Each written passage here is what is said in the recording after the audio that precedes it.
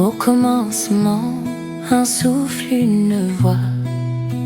La page se tourne, révèle les choix. Retour à la source, chercher le sens dans les récits de la Genèse.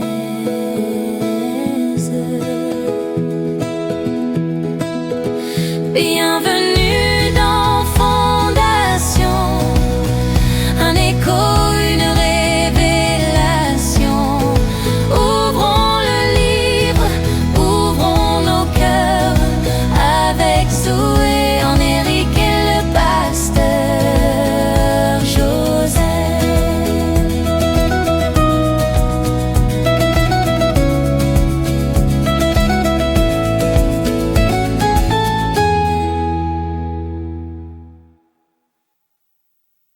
Bonjour à tous et bienvenue à nouveau dans Fondation, le podcast dans lequel nous plongeons ensemble, épisode après épisode, dans les profondeurs de la parole de Dieu pour y puiser les vérités et clés fondamentales, sur lesquelles nous devons bâtir nos vies au quotidien.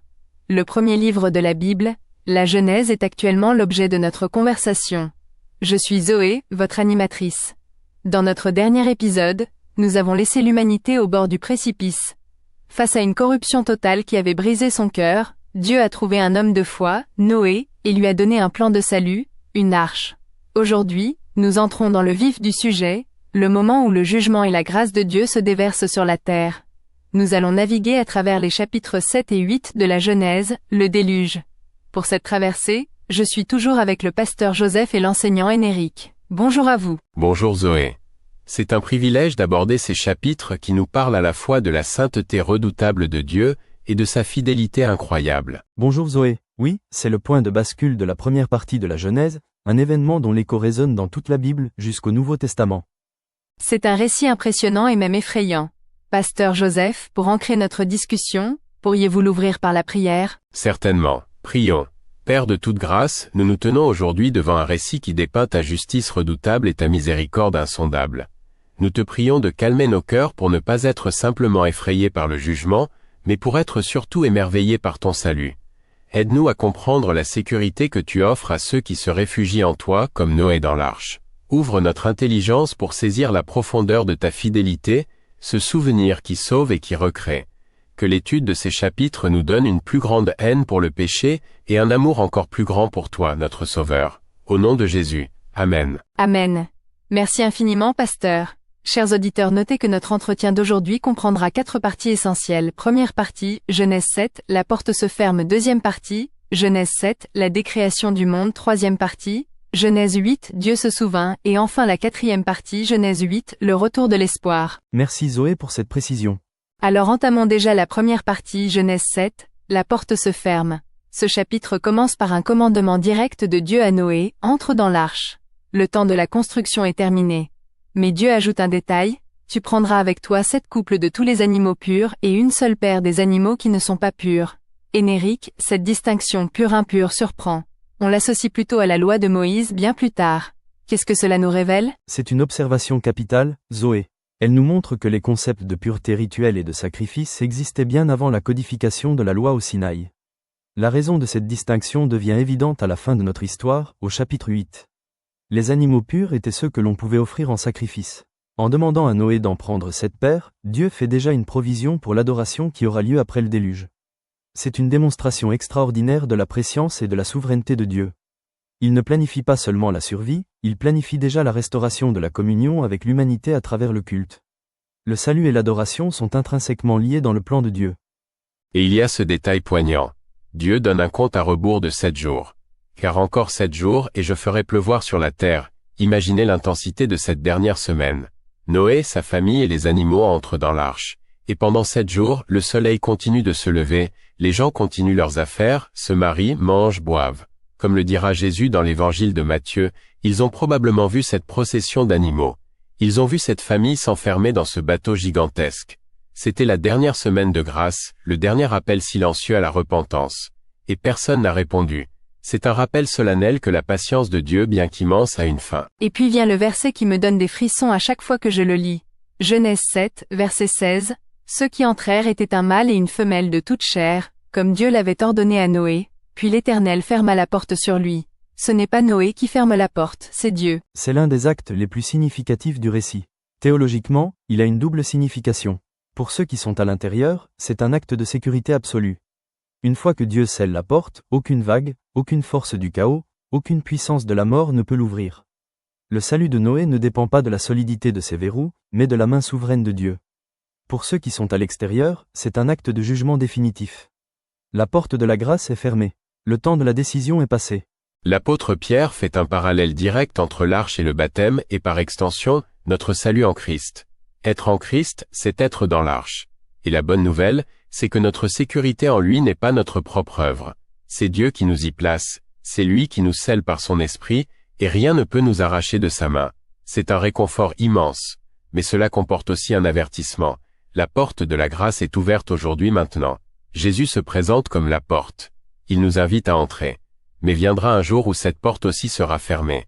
Ce verset nous pousse à ne pas remettre à plus tard la décision la plus importante de notre vie. Une fois la porte fermée, le déluge commence. C'est là notre deuxième partie, Genèse 7, la décréation du monde. Et la description est apocalyptique. Le texte ne parle pas juste de pluie.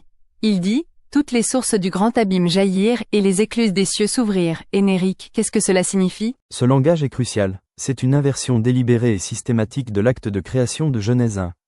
Rappelez-vous, au premier jour de la création, Dieu a séparé les eaux d'en haut des eaux d'en bas pour créer un espace de vie, la terre sèche.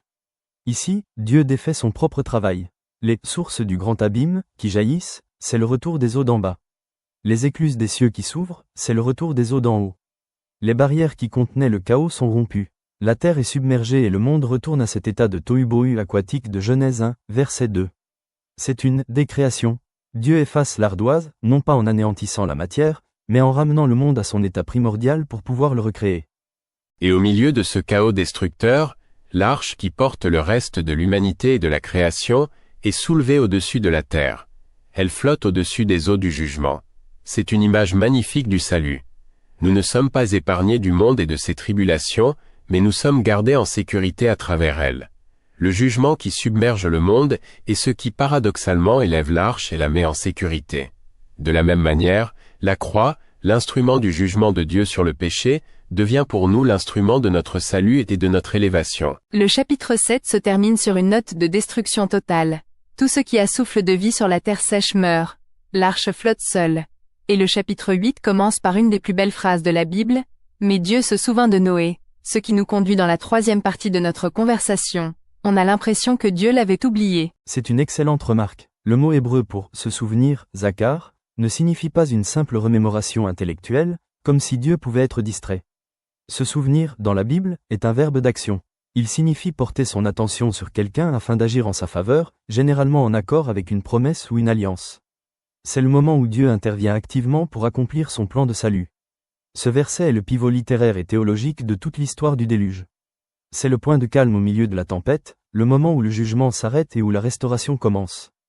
Et comment commence cette restauration? Dieu fit passer un vent sur la terre, et les eaux s'apaisèrent. Le mot hébreu pour « vent » ici est ruach. C'est exactement le même mot utilisé en Genèse 1, verset 2, pour décrire l'Esprit de Dieu qui planait sur les eaux lors de la première création. Ce n'est pas une coïncidence. L'auteur nous montre que le même esprit créateur qui a mis de l'ordre dans le chaos originel est maintenant à l'œuvre pour recréer un monde nouveau à partir des eaux du jugement. C'est une nouvelle Genèse. Mais cette récréation prend du temps, beaucoup de temps. L'eau ne disparaît pas d'un coup. Noé et sa famille sont restés dans l'arche pendant plus d'1 an au total. Pouvez-vous imaginer? Après la terreur de la tempête vient la monotonie de l'attente. L'attente dans le silence, l'obscurité, sans voir l'extérieur, en faisant confiance à Dieu que la terre sèche réapparaîtra un jour. C'est une épreuve de foi peut-être encore plus grande que la tempête elle-même. Et c'est une image si juste de nos vies. Nous traversons des épreuves, des déluges, et Dieu nous garde. Mais ensuite vient souvent une longue saison d'attente, de transition, où nous devons simplement persévérer dans la foi, en prenant soin de ce que Dieu nous a confié, jusqu'à ce qu'il nous dise « Maintenant, sors ». C'est dans cette attente que Noé envoie des oiseaux. C'est une scène très poétique. Le corbeau, puis la colombe.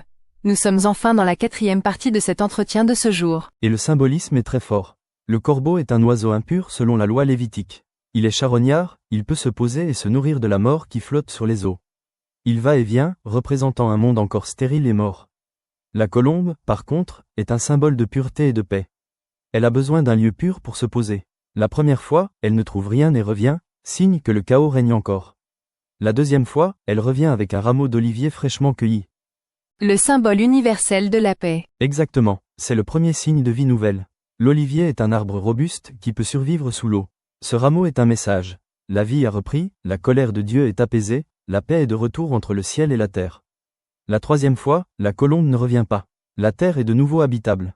C'est le signal que la récréation est achevée. Et même après avoir vu que la terre était sèche, Noé attend le commandement de Dieu pour sortir. C'est la marque d'une obéissance et d'une confiance totale. Il est entré sur l'ordre de Dieu, il sortira sur l'ordre de Dieu. Sa vie est entièrement gouvernée par la parole de son Seigneur. Et quel est le tout premier acte de cet homme obéissant lorsqu'il pose le pied sur la terre nouvelle?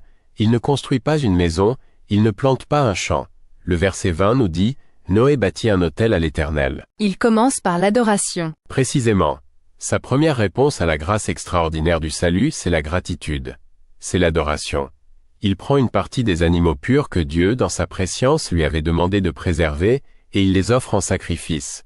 C'est une reconnaissance que sa vie et celle de sa famille sont un don de Dieu, racheté à travers le jugement. C'est un enseignement si fondamental pour nous. Quelle est notre première réponse face aux délivrances de Dieu dans nos vies? Est-ce que nous nous hâtons de retourner à nos occupations, ou est-ce que nous prenons le temps de bâtir un autel, de donner la première place à l'adoration et à la reconnaissance? Et la réponse de Dieu à ce sacrifice est le point culminant. L'Éternel sentit une odeur agréable, et dit en son cœur, « Je ne maudirai plus la terre. Le cœur de l'homme est mauvais dès sa jeunesse.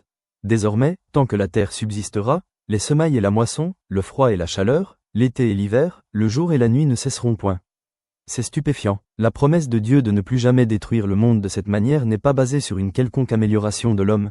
Dieu reconnaît lucidement que son cœur reste mauvais. La promesse est basée sur la médiation d'un sacrifice accepté. C'est l'odeur de l'Holocauste qui apaise le jugement divin. C'est une préfiguration directe de l'œuvre de Christ, le sacrifice parfait dont l'odeur agréable monte vers le Père et établit une nouvelle alliance de paix entre Dieu et nous. C'est une conclusion pleine d'espérance à une histoire qui a commencé dans une obscurité si profonde. Merci à vous deux pour avoir navigué avec nous. Pasteur Joseph, pour sceller ces vérités, pourriez-vous nous laisser avec une prière finale? Avec un cœur reconnaissant, prions. Seigneur notre Dieu, nous nous tenons en silence devant la grandeur de ton jugement et la profondeur de ton salut. Merci de nous avoir montré qu'en Christ, tu as fermé la porte sur nous, nous gardant en parfaite sécurité. Père, dans nos longues saisons d'attente, quand nous ne voyons pas la terre sèche, aide-nous à nous souvenir de toi, et à croire que tu te souviens de nous pour agir en notre faveur. Fais de nous des gens dont la première réponse à ta grâce est l'adoration. Que nos vies soient comme cet autel de Noé, un parfum d'agréable odeur qui monte vers toi. Merci pour la paix, signifiée par ce rameau d'olivier que tu nous offres en Jésus. C'est en lui que nous trouvons notre repos. Amen. Amen. Merci infiniment, Pasteur Joseph et Énéric. Du chaos à la récréation, de la porte fermée à l'autel bâti, quelle histoire de la fidélité de Dieu. La semaine prochaine, nous explorerons la suite, un nouveau départ pour l'humanité. Nous parlerons de l'alliance que Dieu établit avec Noé, du signe magnifique de l'arc-en-ciel, mais aussi de l'incident troublant dans la tente de Noé qui montrera que même si le monde a été lavé, le cœur de l'homme, lui, a encore besoin d'un sauveur. Ne manquez pas le prochain épisode de Fondation. D'ici là, prenez soin de vous.